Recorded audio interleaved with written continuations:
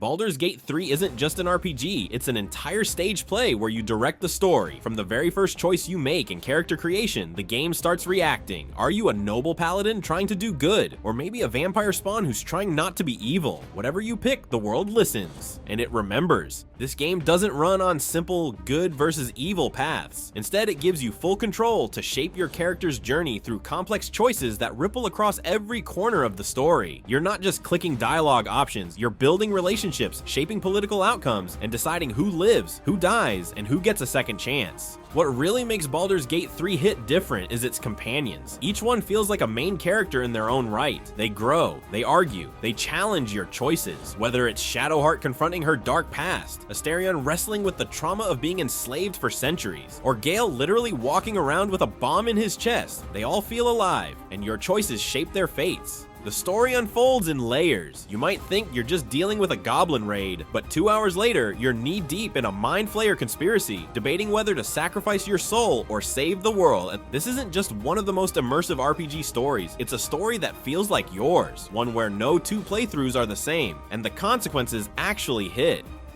Red Dead Redemption 2 tells a story you don't just watch, you live it. You feel the weight of every decision, every silence, every sunrise over a fading frontier. It's 1899, and the West isn't wild anymore. The Van der Linde gang is on the run, not from justice, but from time itself. Civilization's coming, and the outlaws know it. You play as Arthur Morgan, an enforcer, a loyal soldier, and maybe a man questioning everything he once believed. What's powerful here isn't how you build Arthur, it's how the world shapes him. As the gang starts to crumble from the inside, Arthur changes. He starts to see things differently. Dutch's big plans don't sound so noble anymore, and honor starts to mean more than just loyalty. What makes Red Dead Redemption 2 immersive isn't menus or morality sliders, it's the small things. The way Arthur writes in his journal after a hard ride. The way people remember you, whether you help them or rob them blind. You can shave, fish, greet strangers, or vanish into the woods for days. Every little action says something about who Arthur's becoming. And that's the magic. The story doesn't bend to you, but somehow it always feels personal. You're not just playing a role, you're living the slow, heartbreaking end of an era. This game makes you feel the loss of something bigger than yourself. And by the end, it's not just Arthur's story, it's yours too.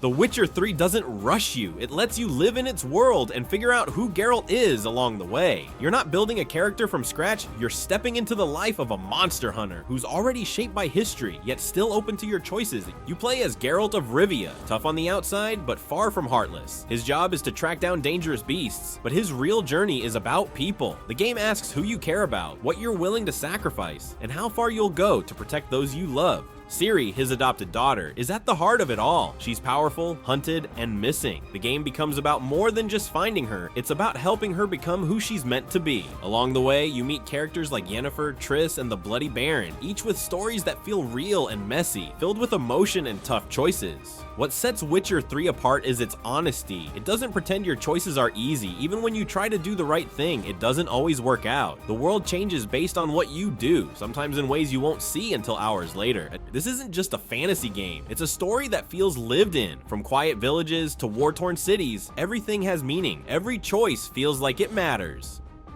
Mass Effect isn't just a game about saving the galaxy, it's about the people you save it with, the impossible choices you make, and the weight of every decision that follows you across 3 games. You play as Commander Shepard, a human soldier trying to stop an ancient machine race called the Reapers. They wipe out advanced civilizations every 50,000 years. This cycle has happened again and again, and now it's happening to you. The story starts small, a mission gone wrong, a rogue agent, and a strange vision, but quickly grows into something huge. You're not just fighting enemies, you're trying to change the course of history. What makes Mass Effect different is how it handles your choices. You're not picking good or bad here either. You're shaping who your Shepard is. Will you be diplomatic and hopeful or ruthless and efficient? And the best part is the game remembers. Choices you make in the first game affect what happens in the second and again in the third. It's not always about winning, it's about living with what you chose. But it's the crew that makes it all hit harder. Characters like Garrus, Liara, Tali, and Mordin feel like real people. You fight beside them, talk to them, fall in love, lose them. Loyalty missions dive deep into their personal struggles, and their stories grow with each game. Some survive, some don't.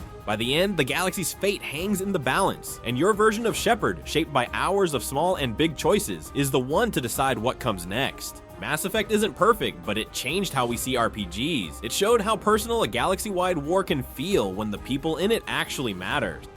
In Cyberpunk 2077, you play as V, a merc in Night City, a place where power rules and most people lose. Early on, you end up with a stolen biochip in your head. Problem is, it's got the digital ghost of Johnny Silverhand, a dead rocker and ex-terrorist. The chip's killing you slowly, and you've got weeks to figure out how to stop it. Night City isn't just a backdrop, it's a character. It feels alive, overwhelming, and broken. The rich float above, while everyone else claws through gang wars, cyberpsychosis, and corporate chaos. Cyberware is everywhere, even in people who can barely afford food. It's a world built to grind you down, but one that never stops pulling you in. What makes the story work is how personal it is. V isn't some blank slate, you pick their background, but it's your choices that shape who they become. The game gives you room to define how V reacts to betrayal, death, and what it means to still be human in a world full of machines.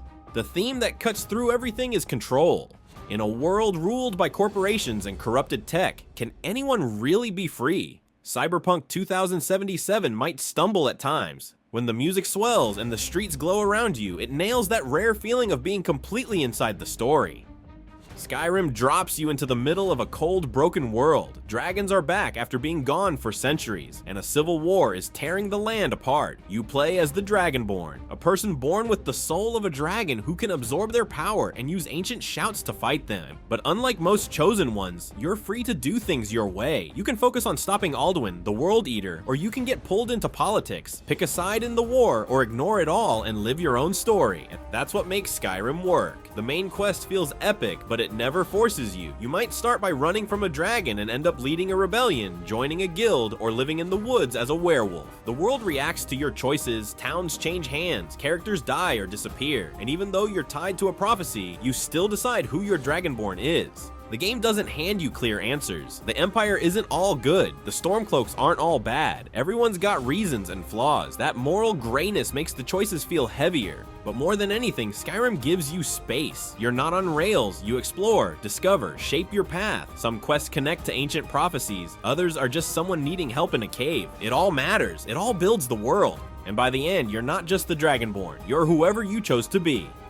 Deliverance doesn't take place in a world of dragons or magic. It takes place in Bohemia in the year 1403, a real place in a real war with real people. You play as Henry, the son of a blacksmith whose life falls apart when his village is destroyed. He doesn't have special powers or a secret destiny. He's just a common guy thrown into a messy war, trying to survive, learn, and do what's right. What makes this game stand out is how seriously it treats the idea of realism. Every building, every town, every piece of clothing comes from detailed research. The developers even had a historian on the team. Instead of relying on fantasy, the story builds around actual history, and it shows. You're not saving the world, you're figuring out who to trust, where to stand in a war, and how to make a name for yourself. Henry doesn't start out good at anything. You get better by doing, fighting, talking, reading, even sharpening swords. Dialogue options change based on your skills and reputation. People react to how you dress, how you smell, and what you've done. The game doesn't hand you answers. Politics are messy, morals are gray, and every decision, big or small, ripples outward. Some quests don't show up on your map. You find them by paying attention or getting involved, and it's not about escaping into fantasy. It's about stepping into a world that once existed and seeing what kind of person you'd be in it.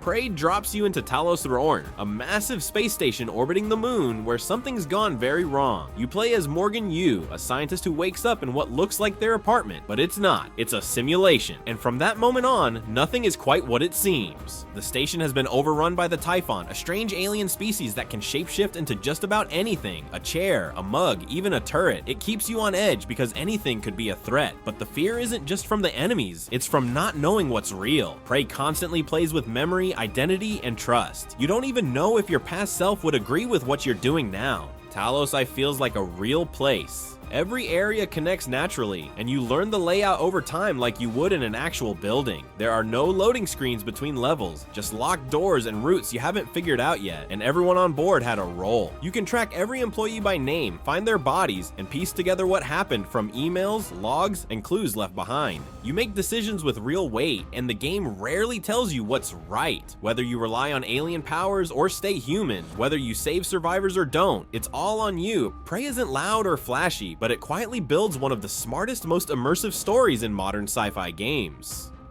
Lastly, no discussion of immersive storytelling in RPGs would be complete without Disco Elysium, a game that throws out nearly every traditional mechanic in favor of pure narrative depth. There's no combat, no level grinding, no chosen one prophecy, just a broken man, a corpse in a tree, and a city bleeding etiology. You play as Harry Dubois, an amnesiac detective waking up after a mind-wiping alcohol binge, forced to piece together not just a murder case, but his own identity. What sets Disco Elysium apart isn't just its writing, it's the internal writing. Each of your character's skills has a voice. Logic, drama, empathy, authority. They all argue, whisper, or scream inside Harry's mind, shaping his worldview based on how you build him. This makes every conversation feel like a battle, not just with others, but with yourself. Set in the war-torn district of Martinez, the game explores politics not as background noise, but as a living force. You're surrounded by striking workers, corrupt officials, die-hard revolutionaries, and neoliberal ghosts of the old world, and none of them are cartoon villains. They're tired, angry, lost, just like you.